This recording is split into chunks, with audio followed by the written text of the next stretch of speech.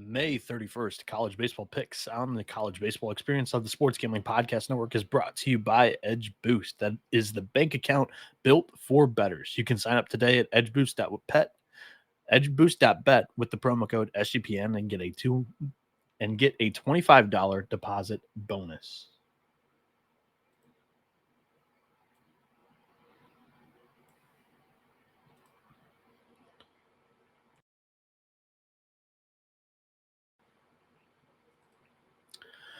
Welcome into the College Baseball Experience, everybody. My name is Noah Bieniek, aka 77, here hosting a very special Saturday episode of College Baseball Picks because it is regional weekend of the NCAA Baseball Tournament. There's nothing better.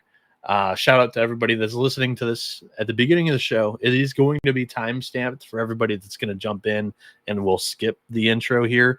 But it's 64 team field still. So we're going to go through a lot of games here.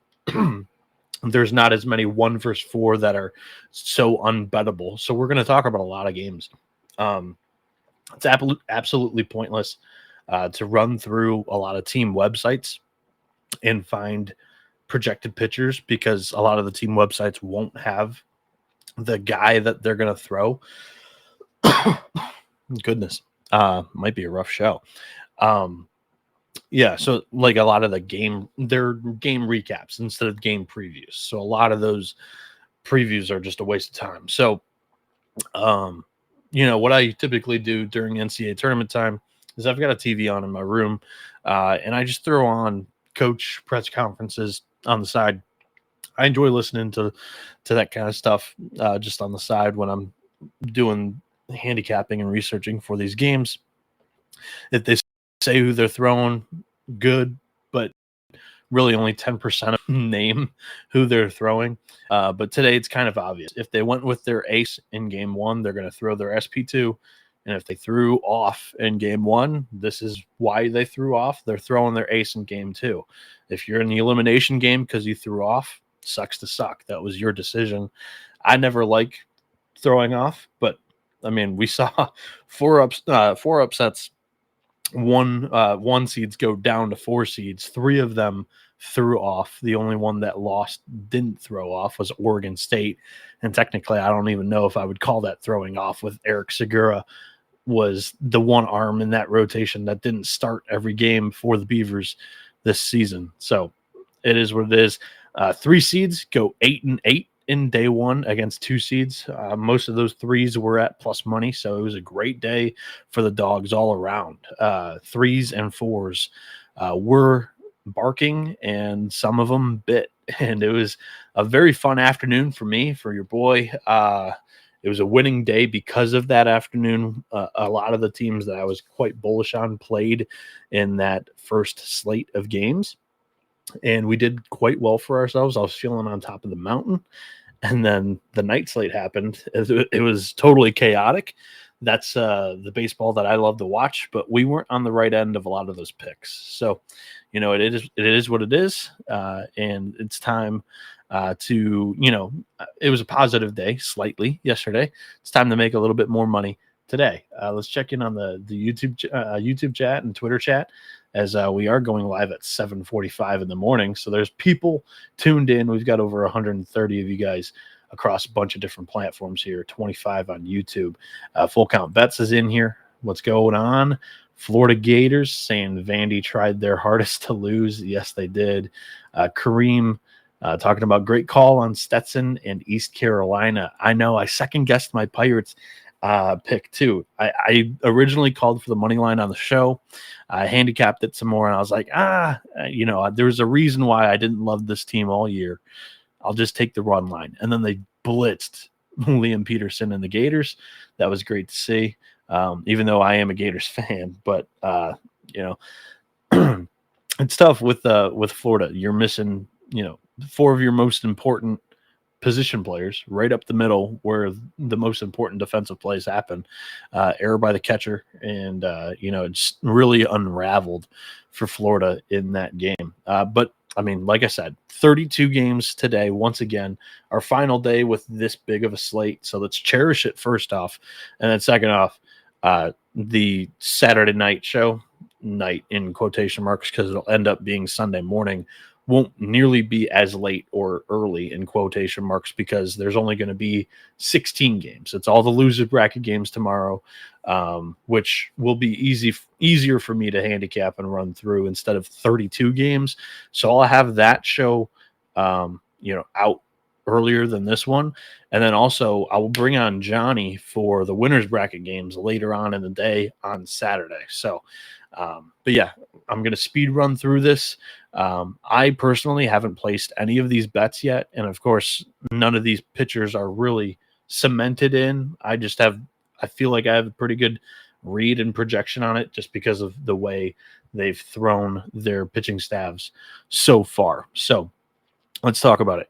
Game 1 of the day at noon in Knoxville. We're beginning the day in Tennessee, where the Miami, Ohio Redhawks are going to be the home team in this game against Wake Forest.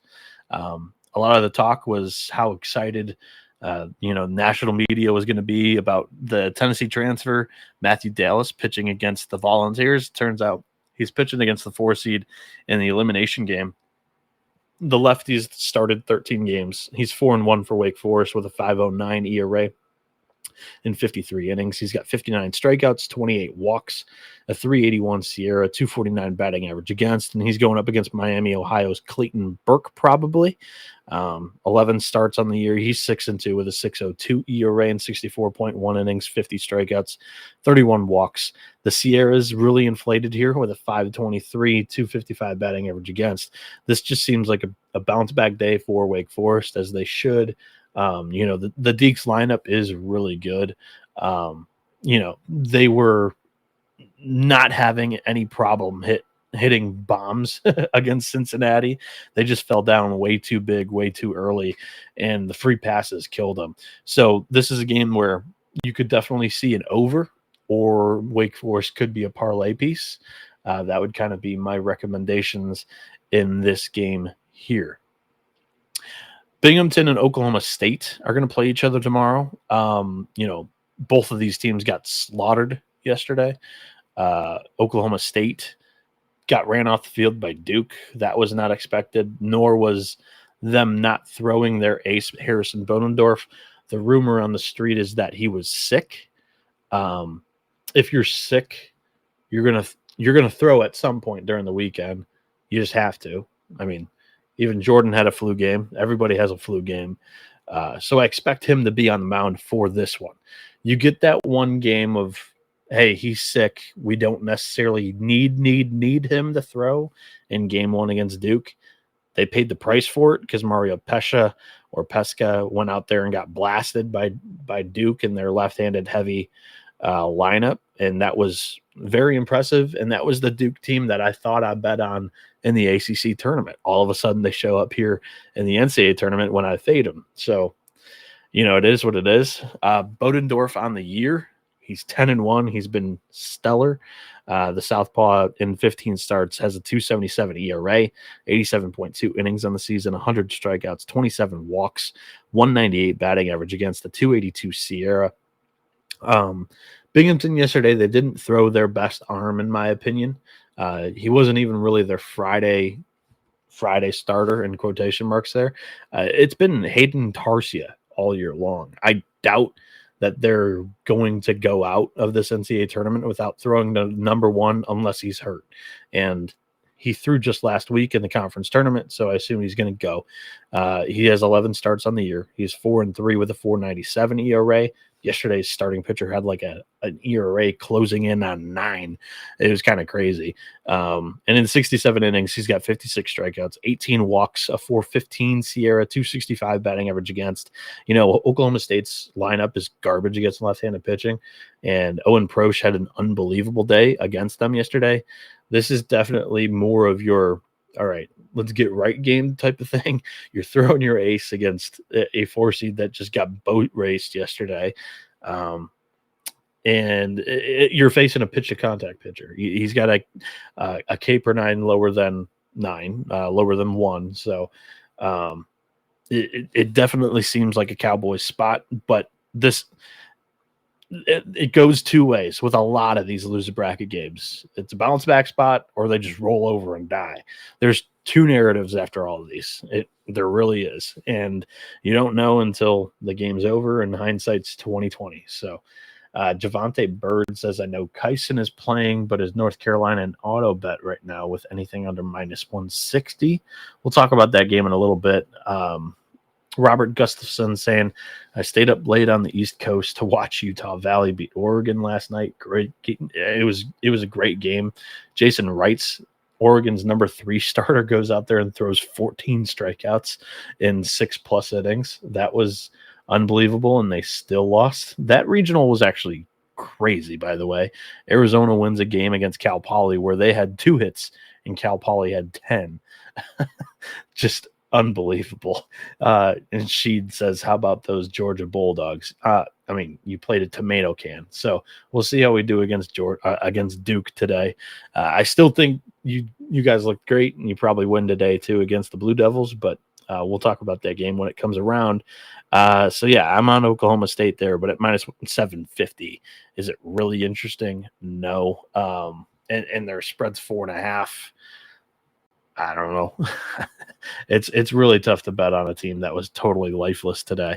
They pitched like everybody was sick, or they played like everybody was sick, and not just their stud pitcher. That was what it looked like. Let's talk about another team that was really disappointing on regional opening day, and that was Northeastern coming in on a 27-game win streak. What was their final score? They got ran off the field 11-2 by a Mississippi State team that. They fired their coach a month ago. Just crazy. Left-handed pitcher for Northeastern is probably going to go here. It's Jordan Gottsman. In 11 starts, he's 9-2 with a 2.30 ERA and 78.1 innings. He's got 91 strikeouts, 17 walks, a 2.37 SIERA, a 180 batting average against. Of all their arms, this one I think would have been their best play against like a Mississippi State or a Florida State, because they do pitch to contact. They don't miss a ton of bats, but this is like one of them that does tend to miss bats, and a lot of people kind of struggle to really tag up. Will Jones yesterday, it was a 201 batting average against. The Sierra was almost 2 runs higher than his ERA. It just seemed like a bad matchup to me, and that's why I took Mississippi State on the show. Bethune-Cookman was pretty competitive yesterday against Florida State from what I saw. And they're probably going to throw Pablo Torres here. In 6 innings, he has not 6 innings, in 6 starts. He has 28.2 innings, a 6.28 ERA, and 21 strikeouts, 7 walks, with a 295 batting average against, 421 SIERA. The pick here is Northeastern. They've been so good the entire year long. Even though they played weak competition, this is more of their level. And I do think they get back on track. But again, -620. I don't love it. I think Bethune-Cookman's offense was actually, I thought it was impressive because of the amount of runners they got on base against Florida State yesterday. This total at 10.5 seems like we could get an over there because Northeastern's pitching staff seems like a paper tiger. But I'm probably staying away from this game as well. Let's talk about Holy Cross and Nebraska in that Chapel Hill regional. Man, did Holy Cross compete their balls off too against North Carolina. They got shut out 4-0. They faced the ACC Pitcher of the Year. However, they threw the kitchen sink at UNC and held the Tar Heels offense down pretty well. And now Jaden Waiwoda, who's their SP number 2, he's not a bad option either. In 15 starts, he's 7-2 with a 3.55 ERA, 71 innings, 78 strikeouts, 26 walks, a 3.58 SIERA there. So probably translates to more of a 5 ERA, which is totally reasonable for a pitcher out of Holy Cross with a 2.39 batting average against. Here's the thing. So like Ty Horn's probably going to go for Nebraska. he had an out-of-body experience last weekend in the Big Ten tournament. In Omaha, basically a home crowd. He was pitching in front of 8 innings shutout against UCLA. On the year, it's a 5.29 ERA and 78.1 innings. He's only got 70 strikeouts, 31 walks. This year is 406. I think the regression start is due for Ty Horn in Nebraska. Nebraska's offense is not threatening whatsoever. This should be a close game. The run line on it, for what it's worth, is 2.5. Holy Cross is plus 200. Nebraska minus 270. I would recommend, if you're going to play something on this game, to jump in on the Crusaders. With 32 games, I'm probably going to opt to pick my choices and more wiser. There's probably better spots out there, but Holy Cross plus 200. I don't think it's the worst look in the world. If you don't want the money line, plus 2.5 is not bad either there. The second to last game in the noon slate is USC Upstate and Kentucky. Now, the Clemson Regional, this thing went down to the 8th inning in both games. Honestly, the 9th inning, because West Virginia walked off Kentucky in the first game. They did end up throwing Ben Cleaver, which Johnny was right on that. So shout out to Johnny, because he does his homework too. I didn't find anything on it. So, and he didn't tell me where he found it. So I didn't believe him. But Ben Cleaver did go against West Virginia, and he did have, a good outing against the Mountaineers, who, rake against left-handed pitching.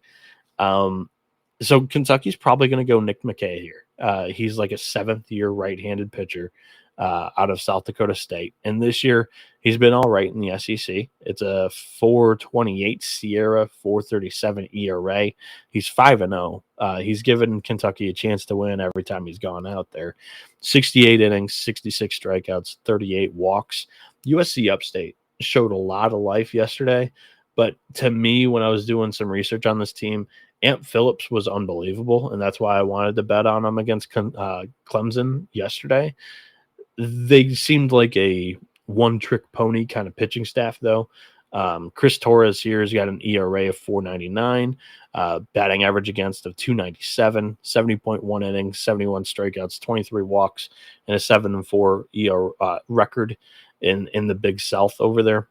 In the bullpen, it's a 5.07 ERA, which is in the bottom half of the field of 64. Against Kentucky, I don't know if it's going to be good enough. And Kentucky had an uncharacteristically bad defensive game yesterday. I think they don't make those type of mistakes here today against USC Upstate, and they win a close, lower scoring game for what it's worth. And we've got a total of 12.5. The under could be a good spot in this matchup. And then the final noon game is Florida against Fairfield. And man, oh man, did the Gators get blitzed. They throw Liam Peterson, and then they threw Luke McNeely. They, held everybody else back once they, virtually waved the white flag. But Kevin O'Sullivan, their head coach, named that Aiden King would start this game in the press conference. And in 11 starts, he's 6-2 with a 2.76 ERA and 65.1 innings, 72 strikeouts, 21 walks, 3.10 Sierra, 2.20 batting average against. He's been their best arm all year long. And then for Fairfield, Bowen Baker is a solid lefty. He's 8-1 with a 3.20 ERA, 76 strikeouts, or 76 innings with 64 strikeouts, 20 walks, 3.81 Sierra, and 2.41 batting average against. This is the spot where I think like Florida seems like a team that they would roll over and die to me. It seems a whole lot like the 2021 or 2019 team. I said it weeks ago, like Florida just seems like a team that's going to play themselves into a 1-seed host and then go 2 and barbecue in their own regional. Well, it's not their own regional, but everybody was picking Florida to get out of this thing. D1 Baseball's bracket contest had Florida at 66%. And they dropped that first game in non-competitive fashion. Fairfield's a quality program, and they've got a solid lefty, probably a soft tosser here, going up against the Gators, who aren't really used to seeing that. I think Fairfield's live. We have a run line of 5.5. I'm probably going to be on that. I like that plus 5.5 here. Let's check in on the chat. We've got Austin M saying he feels great about the Mississippi State Bulldogs. I hate to be the bearer of bad news, but they have an injury in that pitching staff that Justin Parker was not too happy about. And he's saying that Bethune-Cookman could hit. What do you think of the Northeastern Bethune over when it comes out? I was just talking about it. The game, I did it 3 games ago, so probably like 6 minutes rewind. I liked the over. I thought Bethune-Cookman was pretty competitive in that one. Yeah, too many mistakes by Kentucky, like you're saying there. We've got somebody giving out tennis bets, and then I think this is UCF or UFC, not UCF.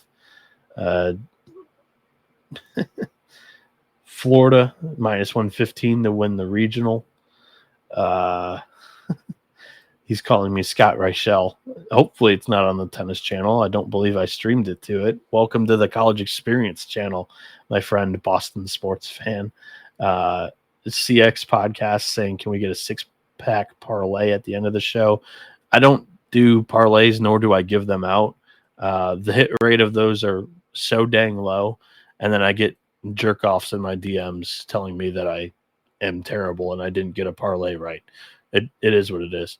On the flip side, we're going to go through the just after noon slate of the loser bracket games. But right now, I want to tell you guys about what SGPN and Sports Gambling Podcast guys are doing right now. They'll be ripping packs live on air next Monday night with DAPS. They'll be breaking a case of Panini Prisms. You can get 10% off of your favorite team with the promo code SGPN. Go over to sportsgamblingpodcast.com/break to get in on the action. And Edge Boost is the first ever bank account that is built for bettors, ensuring all gambling transactions are approved. There are no usage fees, no minimums. You can earn cashback rewards today and get 100% approval rating on all the betting deposits. Sign up today at edgeboost.bet with the promo code SGPN and deposit $25, and EdgeBoost will match that deposit. That is edgeboost.bet, promo code SGPN. And it's time for Underdog Fantasy, because on their Pick'em platform, they are going long for the NBA playoffs with their extender bonus. Hop in on Underdog for game 1, and the longer that the series goes, the bigger that the bonus will get. Sign up today with the promo code TCE SGPN to claim your special pick plus first-time deposit offer up to $1,000 in bonus credits. They are also offering college baseball player projections for this weekend of the NCAA Baseball Tournament. So go over there, underdogfantasy.com, sign up today, use the promo code TCE SGPN for a deposit offer up to $1,000 in bonus credits.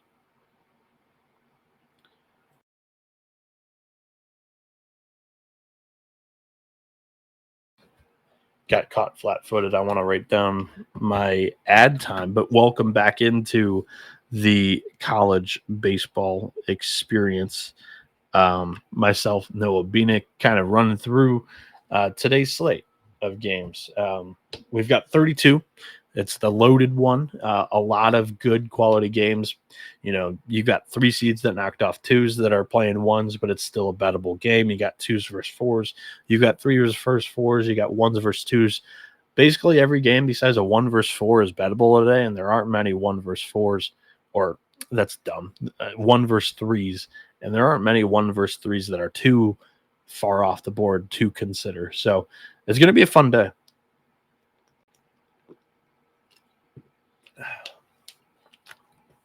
Fun day indeed ahead. I just got to make sure I get this show done and take a nap prior to this. So yeah, I like Fairfield plus 5.5 at plus 100 here on DraftKings. Shop around, make sure you're getting the best odds, the best line. But that's the first play I like. Let's talk about, I mean, by the way, Don't have any of these placed yet. I literally just did the handicaps of the pitchers with the matchups, and I'm reading them off live and figuring out what I like on the fly here because, I mean, it's already getting close to game times on a lot of these loser bracket games. And also, these are all projected pitchers by me. These are not confirmed by coaches or game write-ups. Just takes too much time for a hit rate of literally like 10% of the names to be able to confirm. I listened to 23 press conferences in order to, I enjoy it. First off, I just throw it on in the background, but also if they list the pitcher or there's also some funny, lighthearted, good stories that I'll clip out and put on Twitter. And I think it's quality content. And I enjoy listening to it. I enjoy doing this. And it comes around one time every year. So I make the most of pulling basically all-nighters, handicapping these games, doing double duty. Ole Miss and Western Kentucky are playing each other here. I think it's going to be Hunter Elliott. I mean, they threw off yesterday with Riley Maddox, and quite frankly, they threw a lot of bullets out of that bullpen.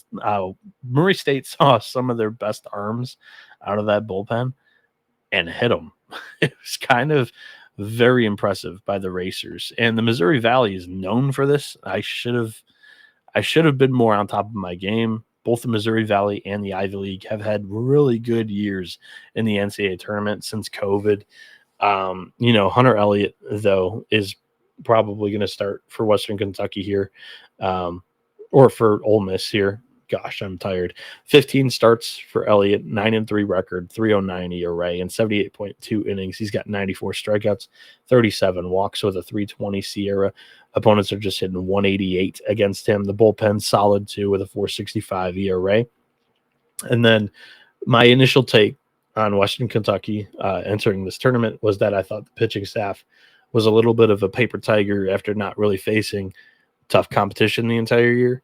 And what we saw from Georgia Tech against the Tops was almost confirmation to that. So Ole Miss minus 195 is a little rich for me to play straight up. But once again, I kind of like this over 12 because of Ole Miss's bullpen. Hunter Elliott's not going to be able to go a full 9, at least I don't think. And then Jack Bennett's been battling an injury for Western Kentucky. He's actually their ace, their number one, but he missed a week or two, and they moved him to Saturday when he returned. And he's just not been as sharp lately. In 13 starts this year, he does have a great 274 ERA, 6-1 record, 62.1 innings. He just doesn't miss bats. It's a 416 SIERA, so it kind of translates to a 550 ERA compared to the 274 on paper ERA, 236 batting average against currently. He's only got 48 strikeouts in those 62.1 innings, and he does have 20 walks too. So, he's not the best strike thrower. He kind of gets hit around. This one, again, feels like a fade spot on Western Kentucky with Ole Miss's ace on the bump. So, over 12 is a good look. I probably am not pulling the trigger on that one right now. But, I feel good about Ole Miss if you wanted to throw them on like a cheaper parlay. I don't think it's a bad leg. Not at all. I was watching the press conference for LSU in Little Rock, and I actually really liked the way that Little Rock's coach handled it. I posted the opening statement from him, that clip on Twitter.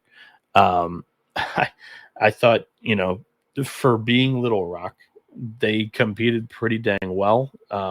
Jackson Wells, their most talented arm, kept them in that game relatively, and they cashed my under because Little Rock can't hit out of a paper bag, and Wells is a talented arm that does have a chance of going pro. So, that was a great play and a no-doubter. Jack Klein is probably going to get the ball for the Trojans in this one. He's a right-hander who's made 15 starts this year and actually has better numbers than Wells this season. Just Wells has more talent, had the best ERA in the country in 2023. He's kind of been around the block before. Klein is 8-5 with a 4.83 ERA, 82 innings, 62 strikeouts, 32 walks. The Sierra is a little inflated. It's 4.92 with a 2.94 batting average against. We could see some runs in this game with Rhode Island. They looked capable against Dallas Baptist. DBU had to throw quite a bit of arms against them in that one. Jeremy Urania probably gets the ball here for the Rams. In 14 starts, he's 6-1 with a 5.10 ERA and 77.2 innings. He also doesn't really miss bats. He's only got 47 strikeouts and 77.2 innings, 20 walks, 4.36 Sierra. So again, kind of translates to a 5.8 ERA here, and he's got a 2.71 batting average against. The total on this game is 12.5, but I'm not betting on Little Rock over. They're one of the worst offenses in the field of four. Austin Staley also saying that Fairfield plus 5.5 is a plus 100 on MGM2. Yeah, I found it on DraftKings, same price, same run line. Yeah, that's my first bet of this slate here that I know for sure I'm going to be taking by the end of the show here. In Fayetteville, we have quite a surprise with Kansas playing in the loser bracket. They honestly got handled pretty good by Creighton yesterday. They're minus 950 in this game against North Dakota State, who also, to me, seemed like a one-trick pony type of pitching staff. Their ace in let me pull the name up. Nolan Johnson was solid. He pitched twice in the conference tournament and whatnot. But Logan Knight here, 4-6 record out of the Summit League, 4.68 ERA, 3.98 Sierra, 2.78 batting average against. He's going up against Kansas lineup that, they were still tagging balls. Creighton was pitching the contact. They just didn't hit them over the fence like they typically do. Fayetteville's still a very hitter-friendly park, and I think they're going to be able to have their way. Cooper Moore is going to throw. Dan Fitzgerald confirmed that in the press conference, and he's been their best arm this year. It's just, how do you find a way to play this? Kansas is one of those only games where it's like not touchable at 950.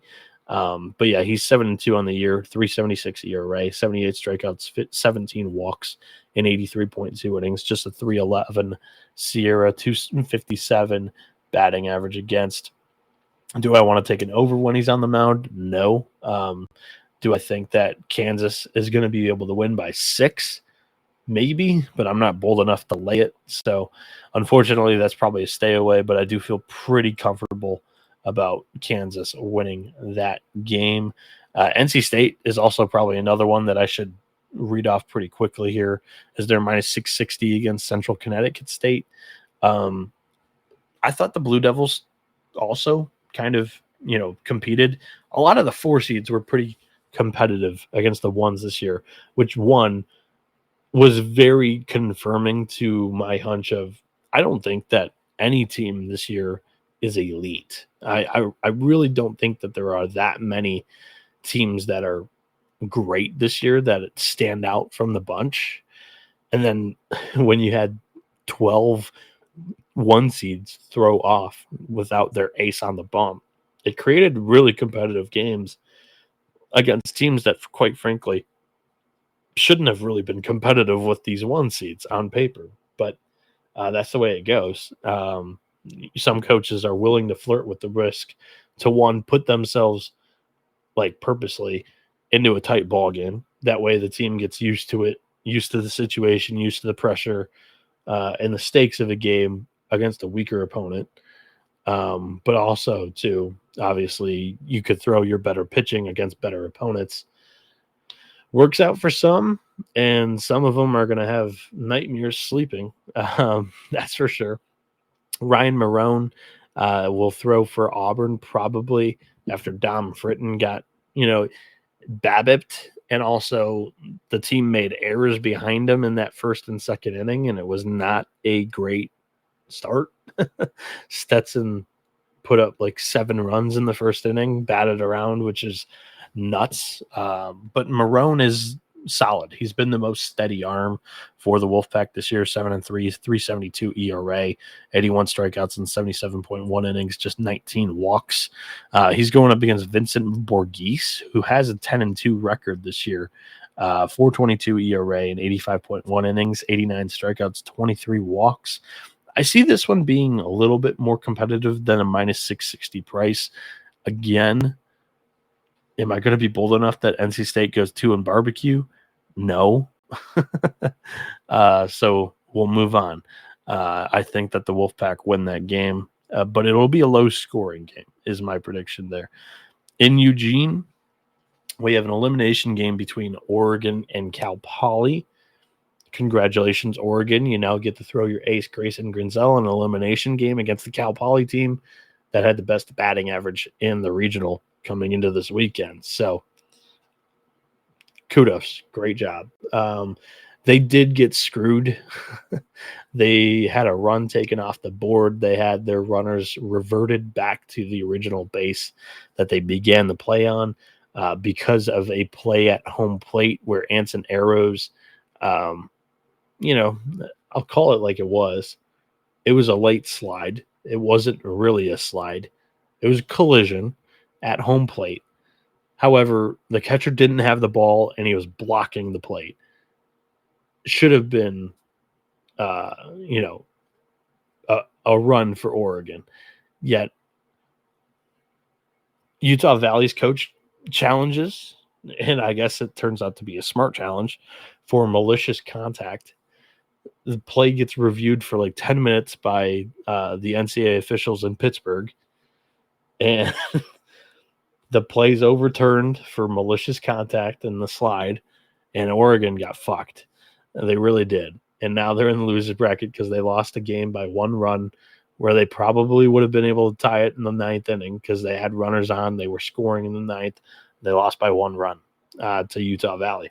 But again, I mean, even for Oregon, like they threw their SP3 and Jason Wrights. He had 14 strikeouts. So it's not even really like you threw off, you deserve it. I mean, he had a hell of a game on the bump. Just got tagged for like 3 or 4, and the bullpen gave up some runs there. And yeah, it was, I don't know, just again, throw your ace and make sure that the teams don't have this attitude of, oh man, they doubt us and now they've got a chip on their shoulder against you as the 1 seed and they're out to get you. And they play pretty motivated. And we saw what happened yesterday. A lot of competitive games between the 1s and 4s. Oregon's minus 260, Cal Poly 195. Again, like I said, they put up 10 hits, only 2 runs. They lose by 1 run to a team that only had 2 hits and scored all 3 runs on a 3-run bomb. So in this game, I think it's probably Grayson Grinzel for Oregon. You can't go home without throwing your ace. And Mark Wazakowski in the post-game press conference said that the reason why they didn't throw Grinzel was because it wasn't a full week's rest. And for Wrights, it was. So that was the decision there. In 15 starts this year, Grinzel is 9-3 with a 2.62 ERA in 92.2 innings. He's got 99 strikeouts, 27 walks, a 197 batting average against with a 305 Sierra. And then Josh Volmerding for Cal Poly is a lefty who's made 16 starts this year. He's 5-5 with a 5.77 ERA, 78 innings. He's got 78 strikeouts, 28 walks, 378 Sierra, 284 batting average against. Oregon is missing Anson Arrows, but that place was pretty lit yesterday. I think that they're going to get a win, maybe a couple wins in this regional, just by that home atmosphere alone.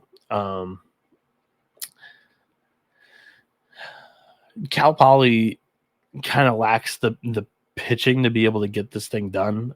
Griffin Ness threw yesterday. He threw great, but he's been burned. And they also used 1 or 2 of their pen options there. Oregon burned a bit of the pen too. But overall, if Grinzel throws, I think the Ducks win this one pretty comfortably. My allergies are kicking in big time here. Goodness. We've got 100 tuned in on YouTube right now. Shout out to AOD tuning in. And Steph Kerr said, I told you 2 shows ago that Columbia would shock the world. I know, man. I'm kicking myself. The Ivy League teams have been pretty live in the NCAA tournament recently, in recent years. So, I put out a tweet about it.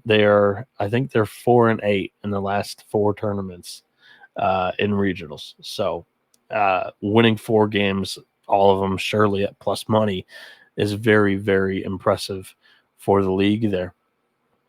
The elimination game in Austin is going to take place between Houston Christian and Kansas State. Joshua Caravalho is probably the arm going for the Huskies. He has 15 starts on the year, a 9-3 record, a 5.47 ERA, 82.1 innings thrown, only 61 strikeouts, a 4.32 SIERA, and opponents are hitting 300 against him. Opponents are also hitting 300 against Michael Quevedo, who is Kansas State's left-handed arm, who probably gets the start here. In 14 starts, he's 6-3 with a 6.28 ERA and 61.2 innings. He's got 70 strikeouts, 25 walks. What's our total on this one? 13. It's not bad. Kansas State, I wish they showed a little bit more life on the first game against UTSA for me to play this over. Kansas State away from home just has not been very consistent this year. Actually, no, I'm looking at the Kansas. It still is 13 for Kansas State, too. And 3.5, probably not big enough for me to fire on the Huskies either.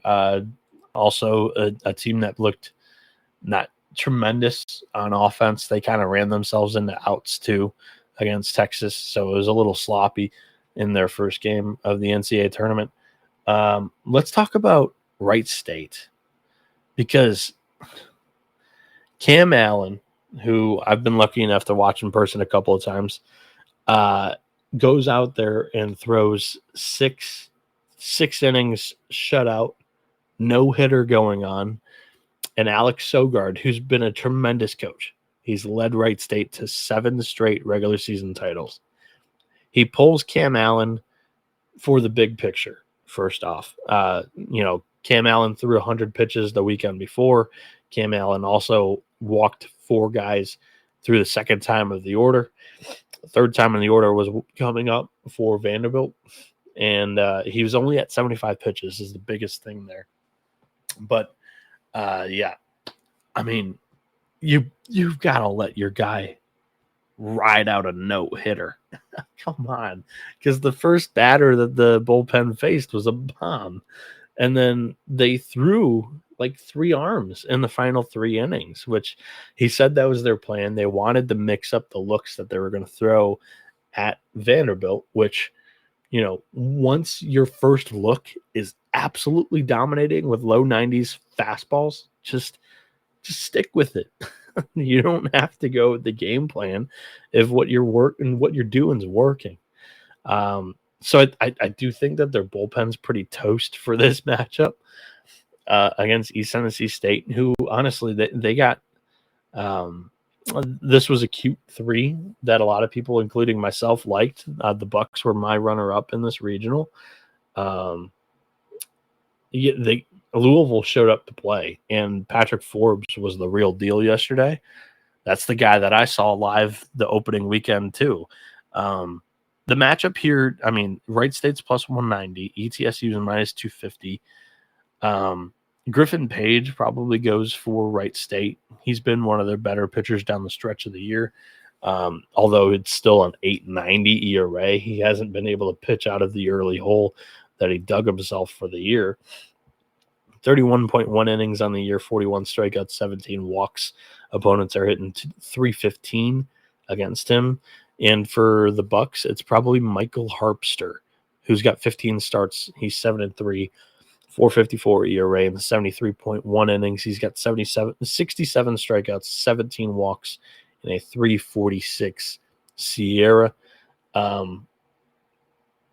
I'm once again picking the favorite here in this game, East Tennessee State. I think they've got the better pitching staff overall. That's what was my number one, source of doubt about this Wright State team was just Cam Allen looked incredible. I didn't even think they had a true ace this year because he had a down year in the Horizon League. But yeah, after Allen, it's really like they get hit a bunch. It's football scores with Wright State in the Horizon League. It's really crazy. So yeah, I think ETSU wins in what could be a football score, and the total's only 12.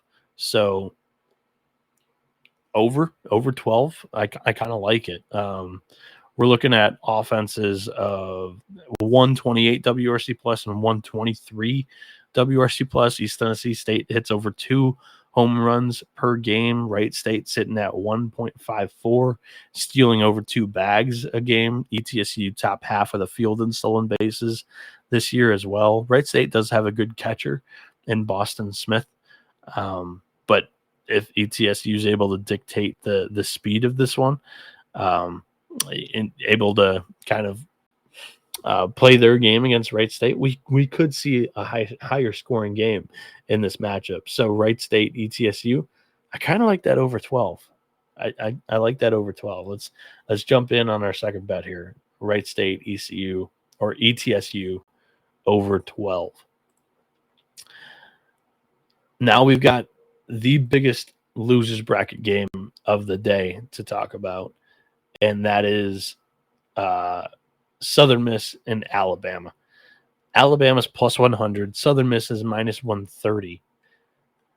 So JB Middleton is probably going to go for Southern Miss. That's the easy one to figure out.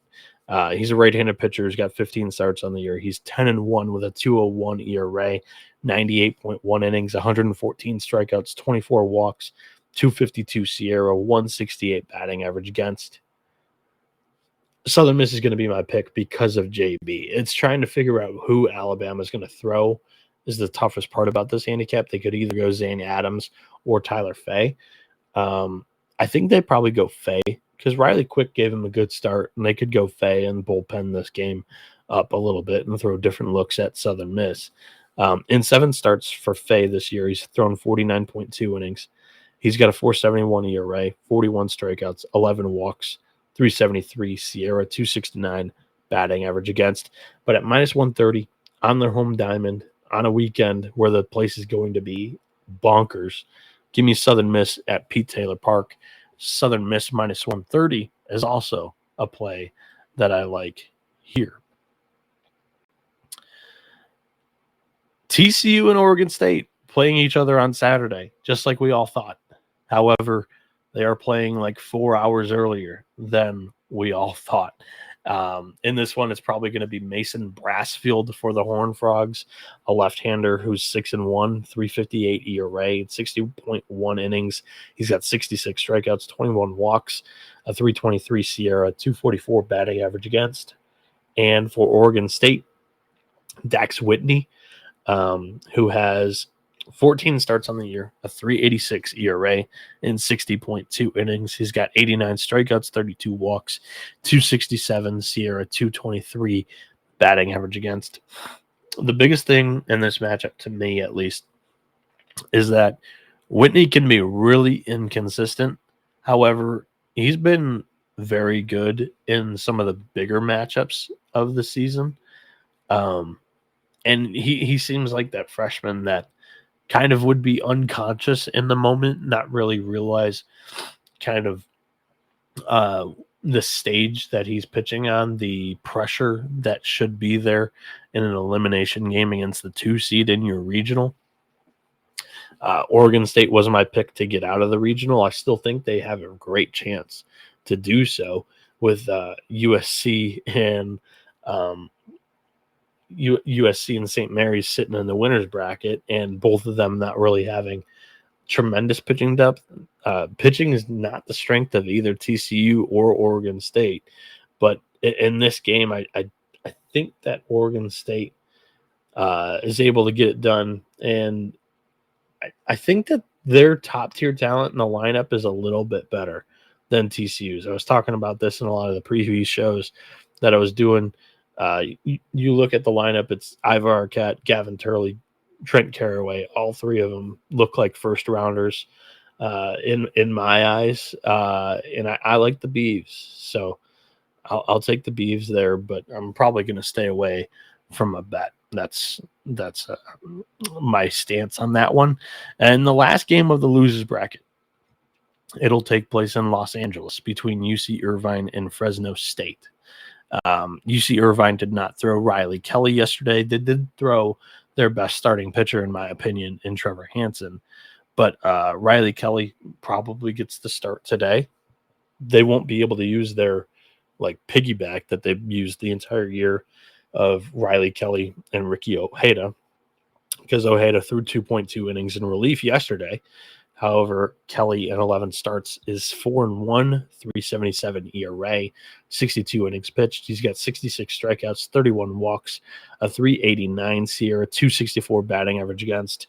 And for Fresno State, who's going to be the home team in this matchup, it'll be Aiden Cremarosa, who's got 16 starts on the year, a 6-5 record, 4.13 ERA, and 89.1 innings. He's got 105 strikeouts, just 24 walks, a 2.87 SIERA, and a 2.39 batting average against. This is a legit arm for the Bulldogs. UC Irvine's offense didn't look strong yesterday whatsoever. Totals at 13. This is one that I probably like an under. And I also think that Fresno State's live, and UC Irvine was my pick to get out of the regional. So I'm really conflicted here in this game. But that's my gut feeling, is that Fresno State's definitely going to challenge in this game. They're plus 3.5, minus 130 right now on DraftKings. If you like the Bulldogs and like what we've said on the previews throughout this week, that's probably not a bad look. An under 13 with two quality arms is probably not a bad look. The only thing that probably irks me a little bit is that Fresno State bullpen, which is not great. Other words, I would love the under here because I do like both of these arms. So yeah, that wraps up the losers bracket. For those that have tuned in for the losers bracket, I like 3 bets for sure. Fairfield plus 5.5 against Florida. That's plus 100. East Tennessee State and Wright State over 12 at minus 115. And I like Southern Miss with JB Middleton on the bump at minus 130 against Alabama, who threw Riley Crick yesterday, and Tyler Fay and Zayden Adams haven't been JB Middleton good this year. And at minus 130, that's definitely a bettable price for the best mid-major pitcher in the country. Before we get to the winners brackets part of the slate, our job at SGPN is to help you guys find the best picks. And now we've got a new tool that takes things to a whole new level. You've heard us talk about Rhythm before, and they also just dropped a game-changing feature called Power Trends. These are AI-detected patterns where the Rhythms model has consistently won and has a high ROI. Think of like strikeout props that win at 59% of the time when the line and win probability hit at a certain range. Power Trends are updated daily and are exclusive to Rhythm with no touts, no noise, just clean data-backed bets. Download the Rhythm app today, check out Power Trends, and start using the app and bet smarter, because you know that we will be. Get your 7-day free trial today at sportsgamblingpodcast.com/rhythm. That is spelled RITHMM. And SGPN is also teamed up with Circa Resort and Casino in Las Vegas and is giving away the ultimate fantasy football experience for a 12-person league to draft in Vegas and be treated like VIPs during your stay. The winner will receive a 2-night stay at Circa Resort and Casino for the entire 12-person league. That is 6 double king rooms. You'll be able to hold your draft at a cabana at Stadium Swim with a $5,000 food and beverage credit. You'll get limo transportation to and from the airport, a welcome party at Legacy Club for the entire league when you arrive, a reservation at world's largest sportsbook with a $500 beverage credit for the league, a 2-hour open bar package for the league at Overhang Bar. The contest runs from May 5th to June 30th. Go over to sportsgamblingpodcast.com/circa to enter today. That is sportsgamblingpodcast.com/CIRCA circa. And the college baseball experience is also brought to you by mybookie.ag. MyBookie is your place to bet on every sport, including the NBA playoffs. For the true degens, the MyBookie money bag is also there for you, as MyBookie accepts customers from a ton of different locations, and it's easy to deposit, and you can get lightning fast payouts using crypto. Head over to mybookie.ag, promo code TCE SGPN for a 100% deposit match up to $1,000. Terms and conditions apply. That is mybookie.ag, promo code TCE SGPN.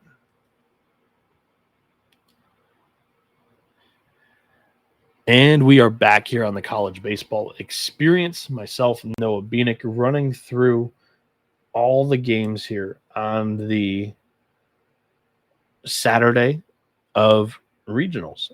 The best day of the year because there's the most betting options of the year on the slate. You're able to get a whole lot more public information on these teams as they're all playing on ESPN network, family of networks, I should say. We're getting a lot of press conferences with coaches. They're announcing or lack of announcing of starting pitchers makes it a little bit tough. But, we watch these games all season long to know who's going to probably pitch in these scenarios. If they threw off in game one, they're most likely throwing their ace. In game two, if they threw their ace in game one, they're most likely throwing their game two guy on Saturday in the regional. So I don't have a whole lot of projected arms and probable arms, but I'm doing my best job at projecting these pitchers. It's not going to be a 100% hit rate, but every year I'm usually around 80 to 85% doing this. And when I have a better feeling than I feel like some sportsbook, it creates, some advantages and some edge in the market.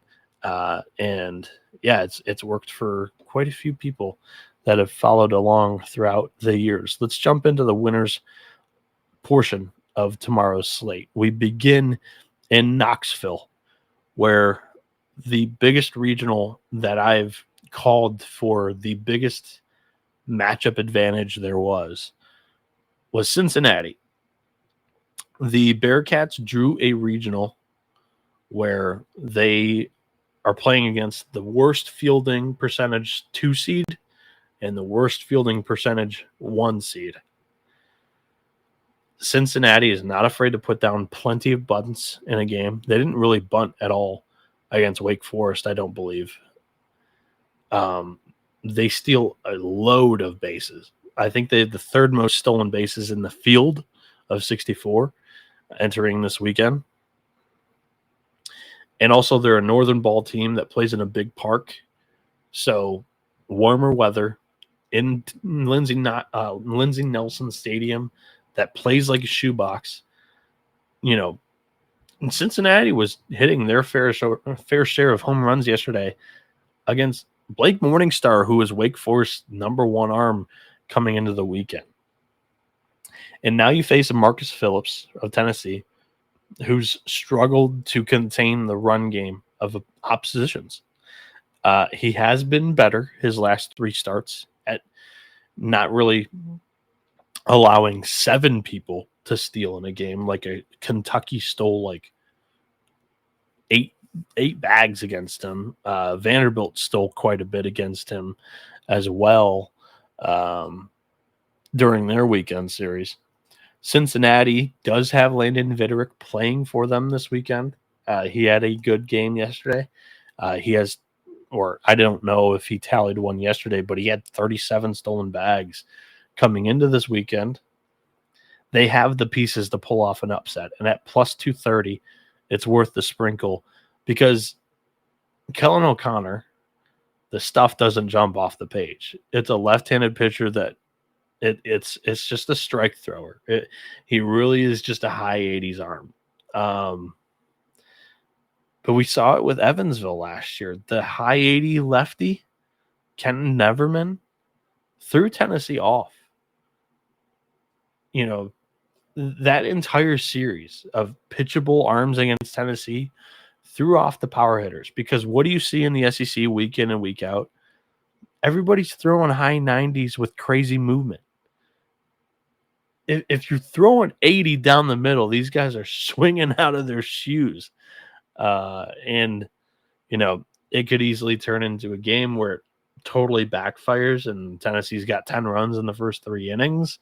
Or this is the winning scenario for Cincinnati. Cincinnati puts up 3 or 4 early, and Kellen O'Connor goes well for a little bit. And at least Cincinnati's got some cushion to play with as they get into their bullpen, which isn't nearly as strong as Tennessee's. Marcus Phillips on the year is 3-4 with a 3.52 ERA. He's got 85 strikeouts and 71.2 innings with 28 walks, a 3.10 Sierra. And Kellen O'Connor on the year, 4.68 ERA, 65.1 innings. He's got 56 strikeouts, 20 walks, a 3.87 Sierra, and a 2.51 batting average against, plus 230 on Cincinnati. Let's go. And I'm going in on it. I'm planting my flag, taking the team that I thought was going to win the regional, because I thought they were going to go 2-0 and then have 2 chances to win it on Sunday and or Monday. There is a hedge possibility in this game, but I'm not taking it in this game because I think they're playing a little bit more in the winner's bracket. Crutch saying Bishel ball. They had Wake Forest in the blender yesterday. Michael Nimmo also saying Go Cats. Bailey was saying the Bearcats are scrappy. And he also says that his ECU Pirates are about to go to Omaha with the worst team they've had in a decade. The vibes do feel like that, Bailey. They do feel like that, quite literally. My least favorite team for the Pirates in years, and they have the best shot right now to get there, at least right now. You still got to beat Coastal at least once in their own regional, which is a tall task. We'll get to that game in a little bit, but let's start it off with a plus 230 money line call on Cincinnati to begin the winner's bracket portion of tomorrow's games. The next game that we're going to talk about on the show is Georgia Tech and Murray State in the winner's bracket of the Oxford Regional. Brady Jones probably gets the ball for the Yellow Jackets. In 15 starts, he's 7-3, 4.30 ERA, 67 innings, 73 strikeouts, 37 walks, with a 3.93 Sierra and a 2.29 batting average against. And for Murray State, it's probably going to be the right-hand Silva, Ray, 67 innings. He's got 62, 30 walks, a 4.04 Sierra, and a 2.50 batting average against. My thought process in this game is pretty simple. Murray State looked legit yesterday. Georgia Tech is legit. And I've been trying to tell Johnny for weeks that I think the Yellow Jackets are a true player, not only in this regional, but I think they have an outside shot at Omaha, even though I did pick Ole Miss to get there. I've been saying it about Georgia Tech for weeks as well. Georgia Tech's minus 298 to win this game. You shouldn't be playing their money line. Murray State is plus 3.5, minus 125. That's a good play. Plus 220 to win them on the game outright for Murray State is a good play. However, Brady Jones got bombed against Clemson in the ACC tournament game that he started in. I think he goes all right in this game. I think he has a great bounce back start. I think Georgia Tech's offense comes to play once again. They looked incredible yesterday. And I think Murray State, their offense looked legit. However, I think that Georgia Tech's pitching staff is well suited for this game after they played a pretty uncompetitive one yesterday. And their top arm and Tate McKee goes 7 deep and really helps the bullpen shorten up that game. I think Georgia Tech's got plenty of arms to be able to throw at them. This is kind of a stay away for me because I do think the Yellow Jackets win this one. But do I think they win it by 3.5? No. Do I think you should be laying minus 300 against Murray State after what the Racers did yesterday? No. What's going on, Joel Marino? Not sure how you say the name, but I've played ball with 2 different Joels and a Joel. So he says fire picks yesterday, went 3-3. Congrats, dude. You placed them, not me, man. Hell of a day for you. Good stuff. Bailey says it makes no sense, but it makes perfect sense if you know East Carolina. I agree, man. I agree. Sometimes it's that way in baseball in general, not just for East Carolina, but everywhere in the sport of baseball for sure. In the Clemson Regional, both of these teams flirted with disaster, also caught fire late. West Virginia walks off Kentucky. Clemson puts up 4 runs in the 8th inning against USC Upstate to win that game. They pitched off. They'll have Aiden Canuck in this game against the Mountaineers, who will have Jack Kartsonis probably on the mound here. Kartsonis on the year has 7 starts where he's 6-3. He was a reliever for a lot of it. He's got 59 innings on the season, a 2.90 ERA, 69 strikeouts, 15 walks, 272 Sierra, 242 batting average against. And for Canuck, he's 8-1, and he's pitched significantly better at home this year. A 4.06 ERA on the full season, 84.1 innings, 106 strikeouts, 29 walks. He's got a 268 Sierra, 205 batting average against. This one to me seems like the Clemson spot. Not Georgia Tech. What Clemson's bullpen was really tested yesterday. Jacob McGovern throws high leverage innings. Lucas Malstedt comes in for the 8th and 9th innings. Not sure who they've really got ready to go outside of Reed Garris for this game. So even though it seems like the Clemson spot, they need Aiden Canuck to go 6 or 7 deep and shorten this one. If he doesn't, and West Virginia gets into that bullpen, we'll see a high scoring matchup here between Clemson's ace and West Virginia's number 2, who's been very, very solid this year. The total is 11.5. I think the over 11.5 is the most sensible pick that I can get to, because I can't trust Clemson and their bullpen after already using their best lefty in the pen, and also Malstedt, who's the nation's leading closer with saves. And minus 166 is a little too rich for a West Virginia lineup that, quite frankly, has hit pretty well this season. They haven't been great lately, but a walk-off can definitely build momentum in the right direction. So that is definitely could aid West Virginia in possibly pulling off an upset in the hostile environment here for sure. Let's get to the game of the night in Chapel Hill, or should we say the Chapel Thrill Regional, Oklahoma and North Carolina. I ridiculed Skip Johnson, the head coach of Oklahoma, for throwing off against Nebraska, who was entering that game after winning the Big Ten tournament.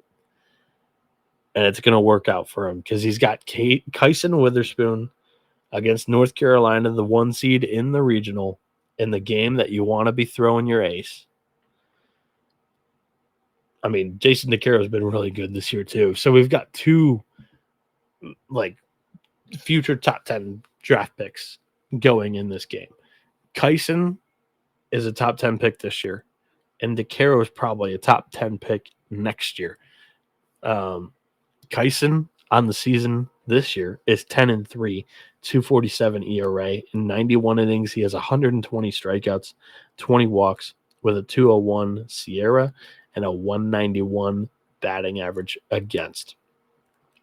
For Jason DeCaro, he had a rough beginning of the year, but he's been money his last 6 starts. 14 on the season total. He's 8-3 with a 3.42 ERA, 73.2 innings, 62 strikeouts, 25 walks, a 4.02 SIERA, a 2.36 batting average against. Like I said, the season long numbers aren't beautiful for DeCaro, but he's been money in his most recent starts. The under 10.5 needs to be played here. It's not low enough. It really isn't.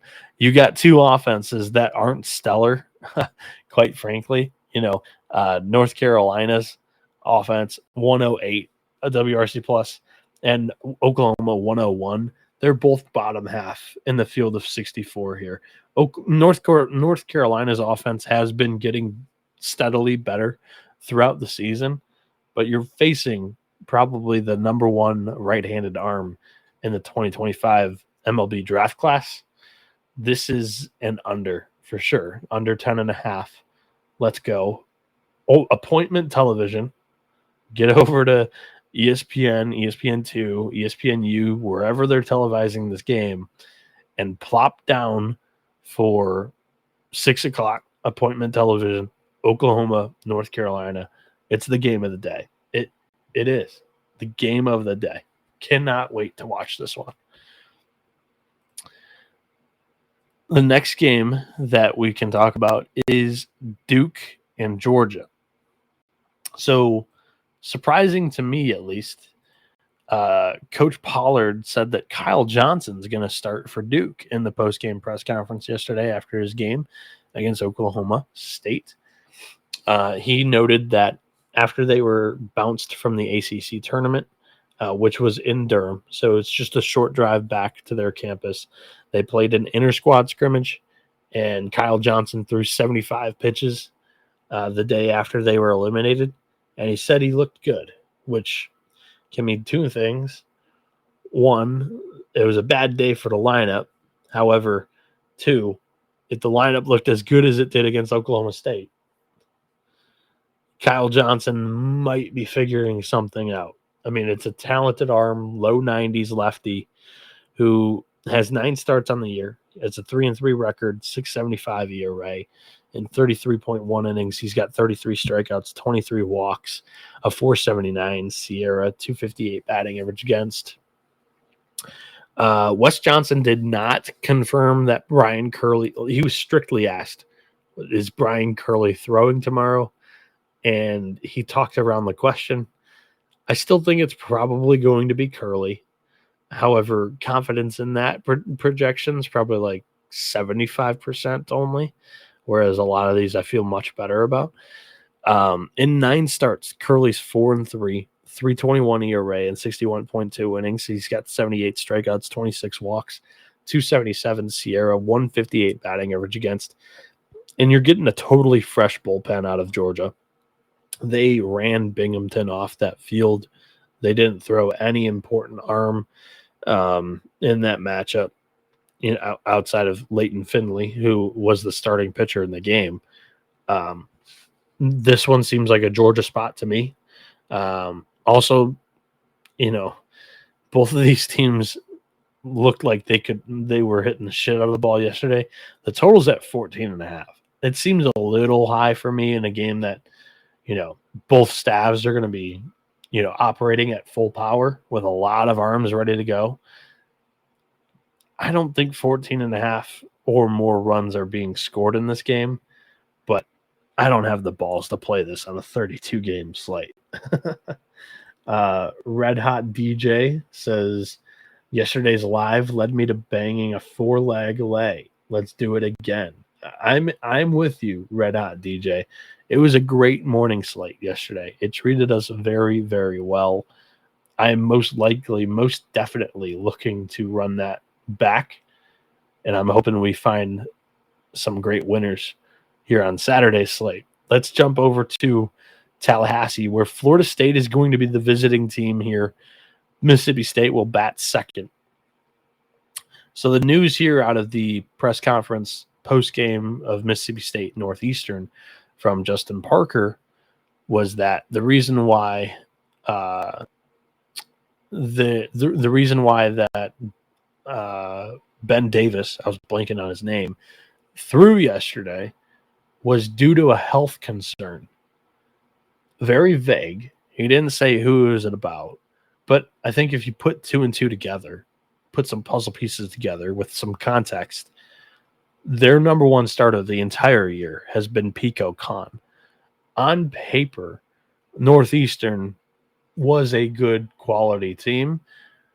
He probably would have started that game if he was healthy. So the fact that he's not, the fact that he didn't start that game against Northeastern, the fact that Justin Parker said that there was a health concern in the weekend rotation leads me to believe that Pico Khan's probably not going to start this game. So I'll project Evan Sierra to go for the Bulldogs. And he's probably going to face Jamie Arnold, Florida State's ace left-handed pitcher, who's got 13 starts on the year. He's 7-2 with a 3.04 ERA, 71 innings pitched. He's got 97 strikeouts, 24 walks, a 236 Sierra, 207 batting average against. Evan Sierra had one outstanding start where he struck out like 15 guys against Ole Miss about 2 weeks ago.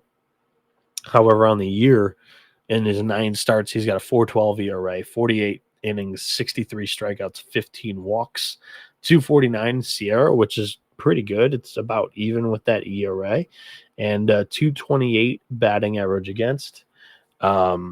In the Florida State games in the past, I've typically liked to take unders with Jamie Arnold on the bump, but I respect the Seminoles lineup a lot, and Mississippi State lineup actually does really well against left-handed pitching. The over 12 could be a really good contrarian pick. Again, on 32 game slate, I'm not getting risky here. I've already got 6 plays. I'm looking to land around like 8 or 9 for the entire card today. But I think Mississippi State has a chance to pull off this upset. I have the Noles in Omaha, but I wouldn't be surprised if Mississippi State plays a really competitive game. So that's my one of my hotter takes of the day is that even if Pico Khan doesn't throw against Florida State, I think the Bulldogs have a chance to win down in Tallahassee. Especially since they have the hammer. They're the home team in that game, and they shouldn't be bothered by a big ruckus crowd as they have one themselves. And speaking of a big ruckus crowd, Baton Rouge was on fire yesterday, as we kind of expected it to be.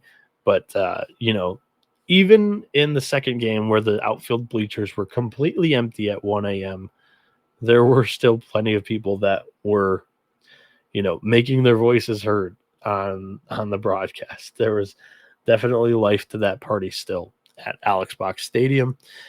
Dallas Baptist is a legit team. They were putting up damage on Tristan Levesque early in that game against Rhode Island yesterday. Tagged him for 4 runs in the first inning. Then Tristan settled in that matchup and pitched really well.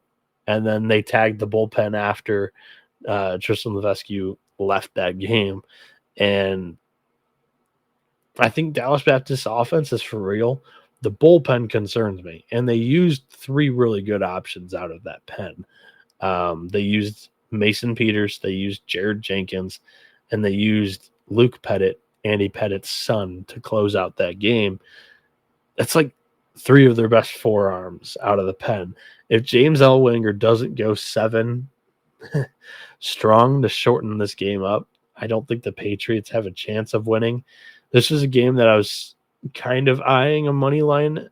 Like this is literally the only game that I thought DBU could be live in this regional against LSU. But I'm not going to call for it, especially since probably Cade Anderson's going to throw after Anthony Ianson started yesterday's game. On the year, Ellwanger is 3-2 with a 3.66 ERA. He's got 59 innings, 90 strikeouts, 36 walks, a 2.84 Sierra, 2.47 batting average against. And for Cade Anderson, he's 8-1, 3.54 ERA and 89 innings. He's got 145 strikeouts 24 walks, a 124 SIERA, and a 220 batting average against. So LSU is my pick there. I think it stays under 12.5. DBU puts up a good fight, but it's a lower scoring affair, and that one is going to be my pick. Let's talk about the Conway Regional. Coastal Carolina is minus 270 in this game, where ECU is plus 200. ECU's pitching projection is a tough one for me. I'm going to land on the freshman Sean Jenkins. He's been steadily in that weekend rotation for the entire year. They really kind of, let the kid evolve throughout the season. Besides the bad South Florida start, he hasn't been bad at all. In 11 starts this year, he's 4-4 with a 5.35 ERA in 67.1 innings. He's got 50 strikeouts, 20 walks, a 4.25 SIERA, 251 batting average against. But I think he faces Coastal Carolina's Jacob Morrison, who was the Sun Belt Pitcher of the Year. In 14 starts, he's 11-0, a 190 ERA, 85.1 innings, 84 strikeouts, 19 walks, 303 SIERA, 181 batting average against. Yeah, I don't know if East Carolina has enough on the bump to be able to slow down Coastal. It's a red hot lineup right now, but are they going to be able to piece it together on the mound like they've been able to piece it together the last week? But Coastal Carolina is a step up, in my opinion, than South Florida twice, Rice once, I think, and Tulane in the AAC Tournament Championship. It just is, especially on the road, where, East Carolina had a really good presence in Myrtle Beach in Conway yesterday, but I think Coastal wins this game. The total is sitting at 13.5. I don't really have an opinion higher or lower there, with the 2.5 run line as well. In Eugene, Arizona's minus 375 against Utah Valley plus 270. I'm not going to spend a whole lot of time here because I don't think Utah Valley is very live outside of Fridays. Colton Kennedy is probably going to get the ball for the Wolverines. In 13 starts, he's 5-4 with a 6.19 ERA, 68.1 innings, 75 strikeouts, 31 walks, 364 SIERA, 271 batting average against. Arizona got the bad game out of the way. This was a red hot lineup in the Big 12 tournament that, only had 2 hits, won the game. They won their bad game. That's all you can ask for in a regional, is that if you're going to, have a bad game, that you're going to pitch well and still be able to win a low scoring matchup. And that's what they're able to do. I think the lineup's going to wake up against Utah Valley, and Raul Guerrero is on the mound for them. He was a reliever for a lot of the year, but he's transitioned into the rotation. And he's gone great. 2.18 ERA on the year in 53.2 innings. I think the Wildcats are the pick in this one. Then the Auburn Regional, guys. Auburn and Stetson. Stetson's got the hammer. They are the home team here against the Tigers at Plainsman Park. And I also think that Stetson has the SEC typical pitcher, and Auburn has the typical mid-major pitcher if Samuel Dutton throws and James Hayes goes for Stetson. Because Dutton's the low 90s pitchability. He's got a good changeup, and he'll induce weak contact. And James Hayes is the exact opposite, where he's running it in the mid 90s with his fastball. It's an explosive all or nothing type arm where if he gets hit hard. And this makes for a really interesting game that I'm, looking forward to watch. I think Auburn has a chance to win this thing. Not has a chance. They should win this thing. I think Stetson has a chance to win this thing because I think they have, in air quotes, the more talented pro prospect on the mound. He's just struggled to put it all together consistently throughout the season. He was their opening day starter for Stetson. and he's a Georgia transfer. He's an SEC arm, talent-wise. He's 3-0, James Hayes, 4.47 ERA in 50.1 innings, 48 strikeouts, 24 walks, a 4.11 Sierra, 283 batting average against. And Dutton's been great. He's been the steady arm for Auburn. His most recent starts haven't been his best. That's why I think Stetson's got a real chance to win this. He's 6-3 with a 3.58 ERA in 75.1 innings. He's got 89 strikeouts, 15 walks, 241 Sierra, and a 256 batting average against. In this matchup, our total's 13.5. I think it stays under that, personally. I think Hayes goes well. They have Ty Van Dyke ready to go in the bullpen. Stetson only threw 2 arms yesterday. Their bullpen's pretty fresh outside of Jonathan Gonzalez and Jake Gorlick, whereas Auburn's pen got pretty taxed yesterday. So I don't love the under, and that's why another reason why I like Stetson is after Dutton, they kind of burned a lot of options yesterday. Carson Myers threw quite a bit for the Tigers against Central Connecticut State, which is not the most positive thing to hear ever. So I like Stetson to win this. I do, at plus 230. Is it going to end up on my card? I already have them plus 1,000 to win the region.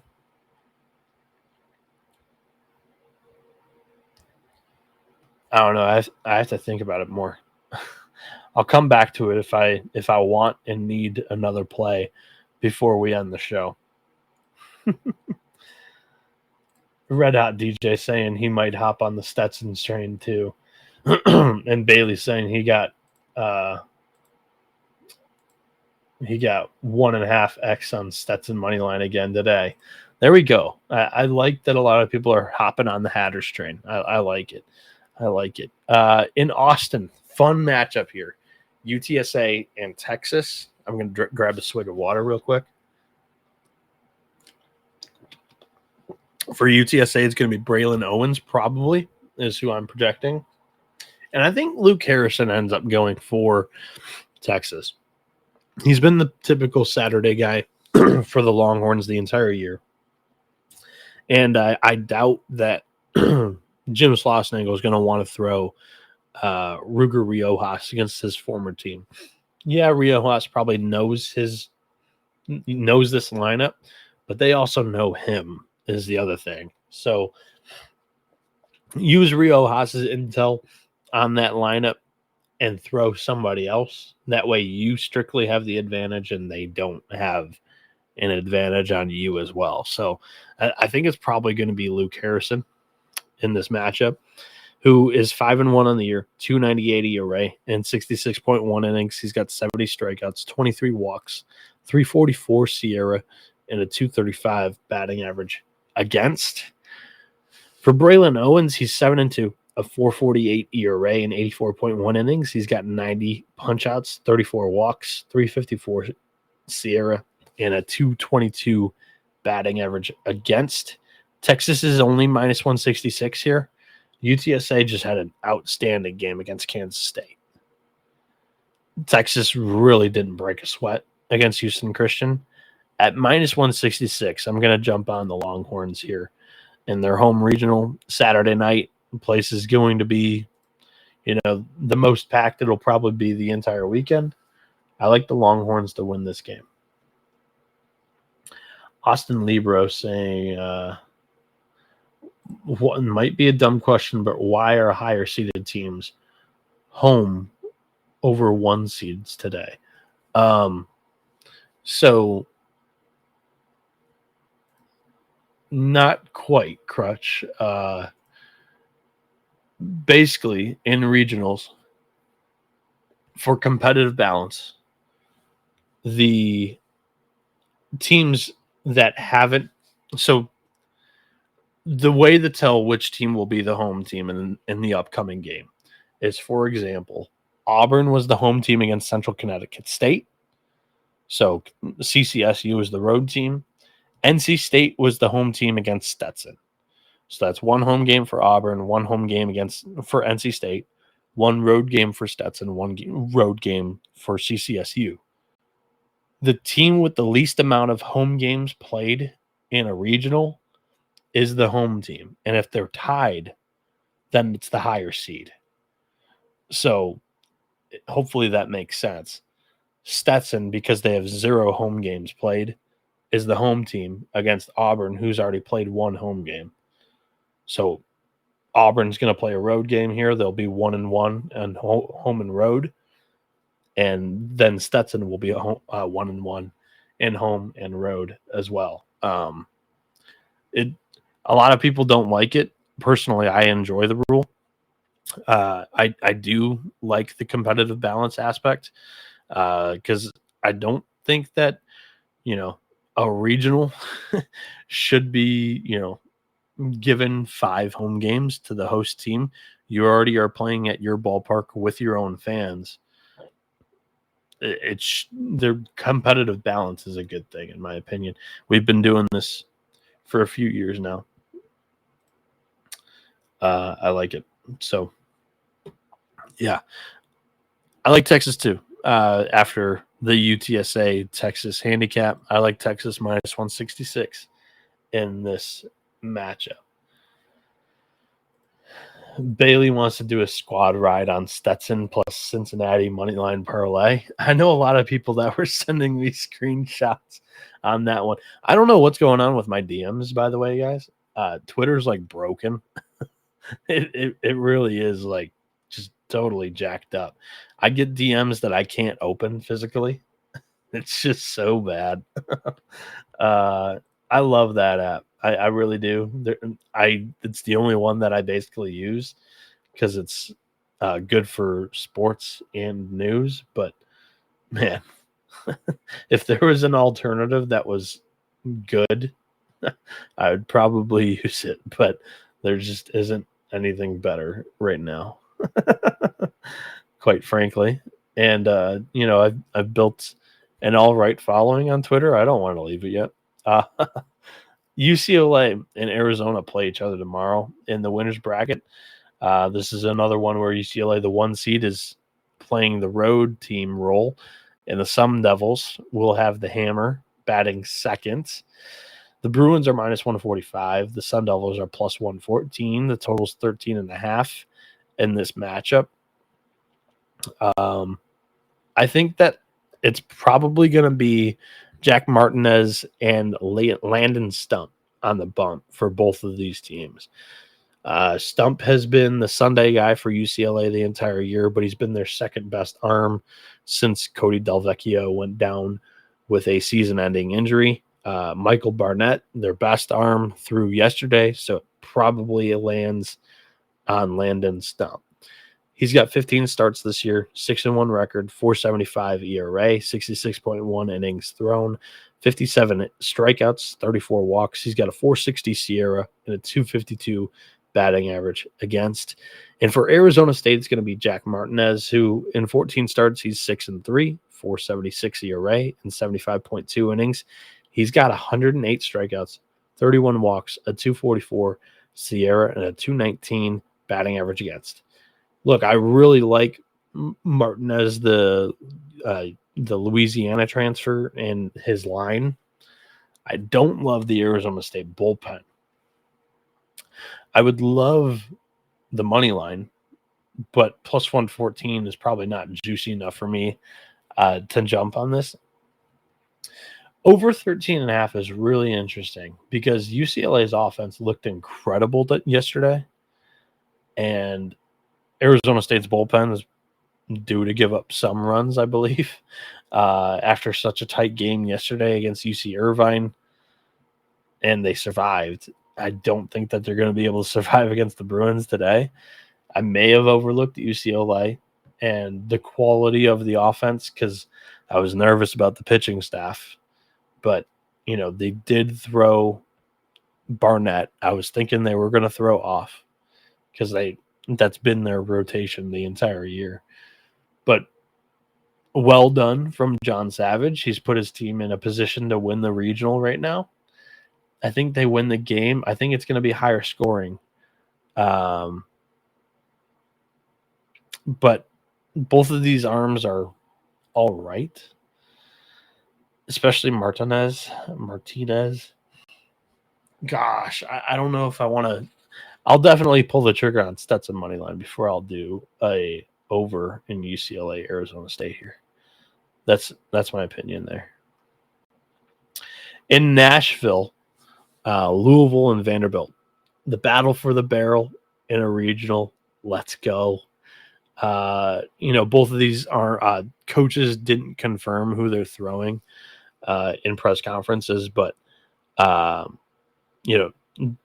Dan McDonald's been talking about all week how it's going to be Patrick Forbes, Tucker Biven, Ethan Eberle. Those three have been the healthiest they've been all year, and he thinks that they'll give him a great shot to win a regional. So if they go in order of the way he's literally said those three names in order a couple of times this week. I think it's going to be Tucker Biven. And he began the year as the closer. And then after the injuries that they endured in the starting rotation, he got moved to the rotation. Then he himself missed a little bit of time as well. He's only got 3 starts this year, but he's 3-0, 4.75 ERA in 30.1 innings. He's got 26 strikeouts, 18 walks, a 4.57 SIERA, 2.74 batting average against. And Vanderbilt is probably going to throw Cody Bowker here, the Georgetown transfer. And in 15 starts, he's 3-4 with a 4.46 ERA, 66.2 innings, 93 strikeouts, 28 walks, a 2.63 SIERA, 2.20 batting average against. Here's the thing. Louisville's offense is 1,000% stronger than Vanderbilt's, and they looked pretty good yesterday. And Bowker's not been the greatest recently, and U of L is plus 170 in this matchup. It's not the worst play in the world here, and it's not like Hawkins Field is like a tremendous ruckus home crowd. Jared DeFlippo is talking about how he thinks that Louisville is going to win this game. I might agree with him. Angie, I haven't even made my picks yet. I'm running through, about to finish up the entire slate on this show, and then I'll go over there and put it in on the SGPN page. They'll be up in probably a half hour, maybe 45 minutes, 10 o'clock. And check again at 10 o'clock, and they'll probably be updated and populated into the website there. Colin Hess screaming North Carolina money line here.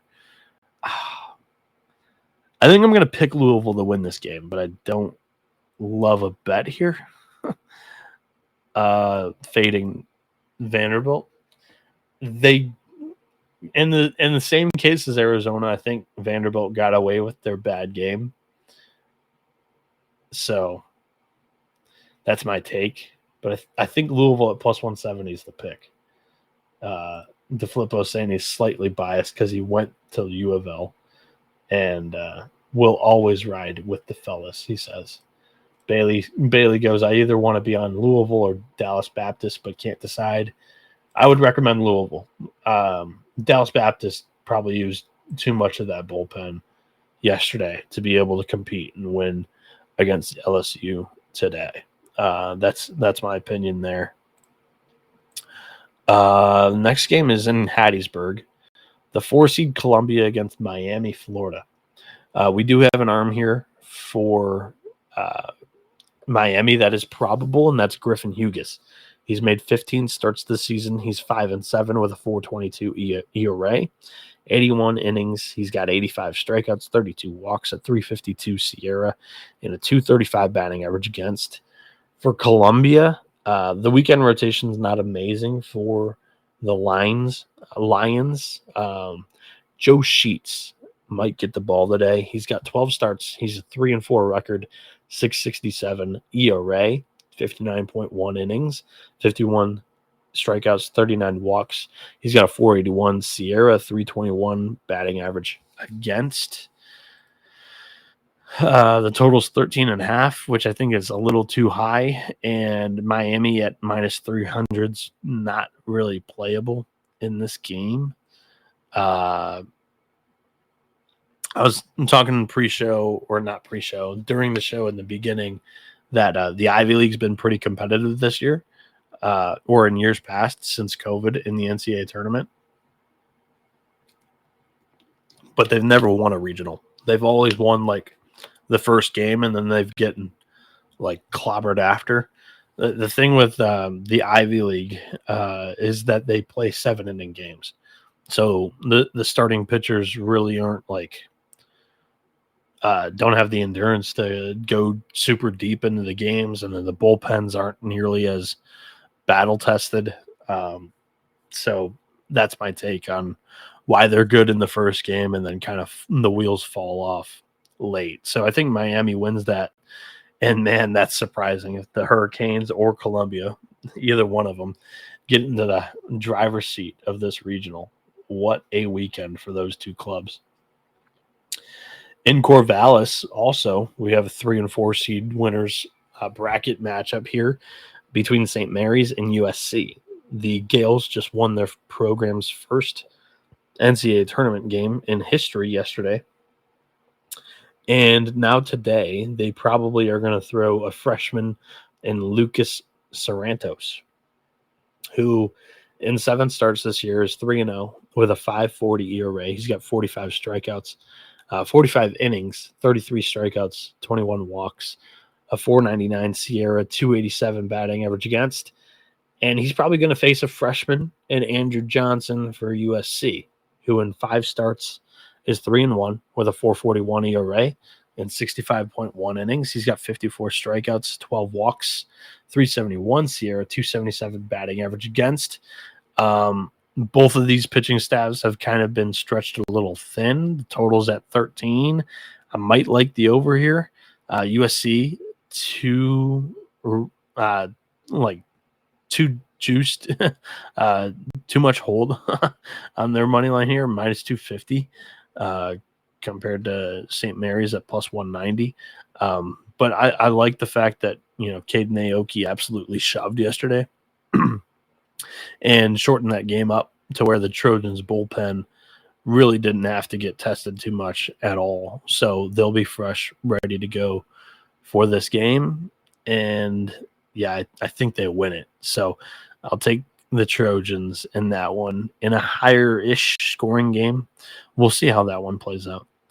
And then the final game of the day that we're going to talk about is Arkansas Creighton, and the Hogs are minus 560 in this matchup. Creighton's plus 370. This is a cool matchup between the managers, as Ed Service, it's his final year. He's going out. This is a retirement tour, and Dave Van Horn was a previous head coach at Nebraska. So these two have plenty of history against each other, being in that Nebraska-Creighton rivalry. It's probably going to be Zach Root for Arkansas against Creighton's Jack Pino. I really don't have a great feel on who Creighton's going to throw in this matchup. It could be Pino. It could be Wilson Magers or Majors. I don't know how you say that last name. But based on schedule, it's probably Pino. Based on who's been their better arm this year, it's probably Majors. So take that into account for what you will. Zach Root in 15 starts this year, 6-5 with a 4.07 ERA and 79.2 innings. He's got 106 strikeouts, 28 walks, 259 Sierra, 239 batting average against. And Pino's opponents are hitting 300 against him with a 426 Sierra, 571 ERA. I feel like Arkansas is going to be able to feast against him in this spot.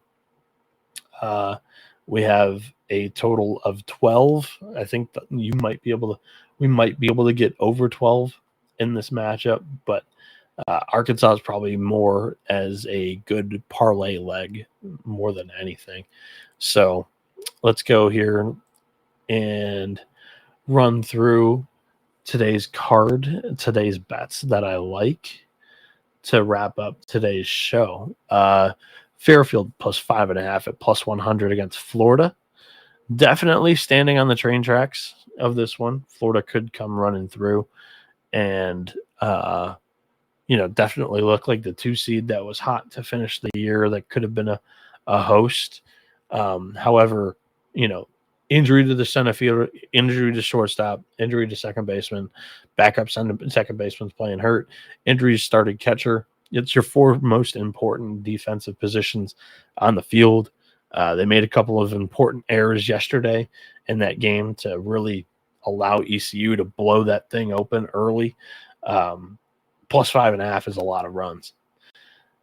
It's a lot of runs. And they've got to start. Fairfield's got a solid starting pitcher up against Florida tomorrow. In Bowen Baker, who's 8-1 on the year with a 3.20 ERA. I think it's a solid play. They should be able to keep that within 5.5 runs. Let's take the over 12 in Wright State and East Tennessee State. These are two of the best offenses in the country. Wright State used up quite a bit of bullpen. East Tennessee State was not competitive yesterday's game, so I think that the offense is going to come out hungry. Over 12 in Wright State, East Tennessee State. I like Southern Miss minus 130 with J.B. Middleton on the mound against Alabama. That one's really kind of enough said. Yesterday, Alabama threw Riley Quick. He did give them good length, and they didn't really have to use the bullpen. So Alabama's got bullpen options, but it's either Zane Adams or Tyler Fay, and I'll take J.B. Middleton at minus 130 any day of the week against those two.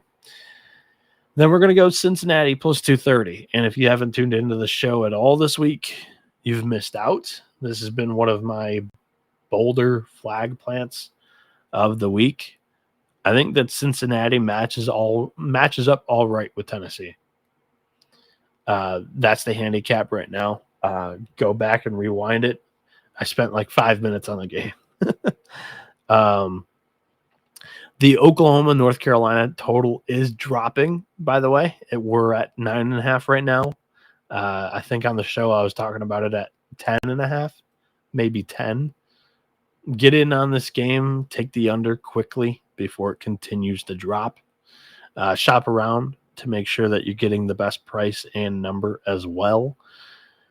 I like Stetson plus 230. This is another one of my bold flag plants of the week against Auburn. James Hayes is a Georgia transfer. Can run it up there in the high 90s. It's a talented arm.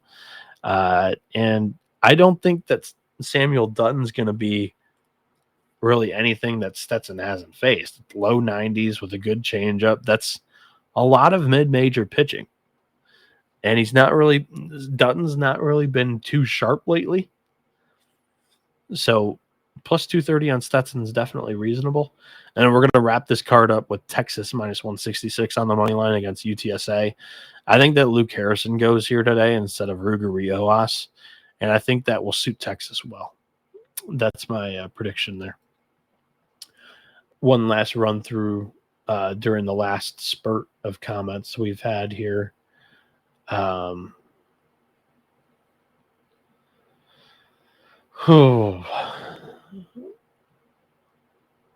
Bailey talking about if East Carolina wins the regional after going 13-14 in the American. That's basically like a Tulane from last year who's competitive. Red Hot DJ saying I'm on the Pirates heavy. Hot teams win in May. We got to get one more day of May left.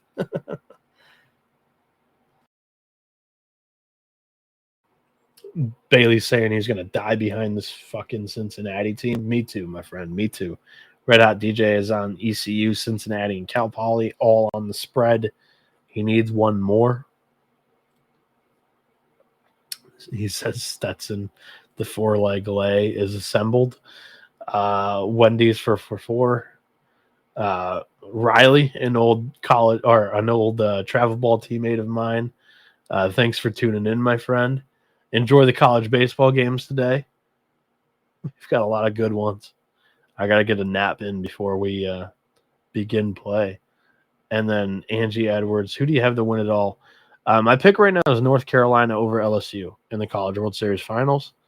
We'll see how North Carolina ends up today up against Kyson Witherspoon. Again, appointment television. That's the game of the day for my money. 6 p.m. Eastern. Tune in. Whatever platform it's going to be on. ESPN, ESPN2, ESPNU. Those are two very, very talented arms. and 2 good bullpens behind him. I think North Carolina edges it tightly tonight. But I will have my eyes glued to that matchup. That seems like a good place to end the show. You can follow me on Twitter. I'm basically live tweeting when I'm watching a lot of these games, when I'm not, napping. But also you can follow the show at TCE on SGPN. You can follow, 11.7, who I also work with, like posting highlights nonstop throughout the NCAA tournament. Dimitri does a great work clipping out a lot of those plays that, team accounts that, don't have a social employee to do that themselves. We're on top of that stuff during the games. It's outstanding work. And yeah, we want to be that go-to social media source for everybody that's following the NCAA tournament. You can view all of my picks. I'll have them probably populated around 10 a.m. on the sportsgamblingpodcast.com website, just / college baseball picks, or you can look up college baseball picks on Google, and it'll be like one of the top links there for the sportsgamblingpodcast.com. I will have an article up on 11.7.com in like an hour on my favorite picks here once I decide which ones I love the most. I appreciate all you guys tuning in. We had over 2,200 of you tonight, or God, I'm saying tonight because I'm going to bed here soon, but it's the morning. 2,300, over 170 of you guys watching live on YouTube. I appreciate it a lot. I'll be here again tomorrow, twice, by the way, because we'll do a show before the winners bracket games when the betting odds repopulate prior to, and I'll have Johnny on that show. But for now, be good, y'all. This has been the College Baseball Experience. You better start thinking about yours, and we are out of here.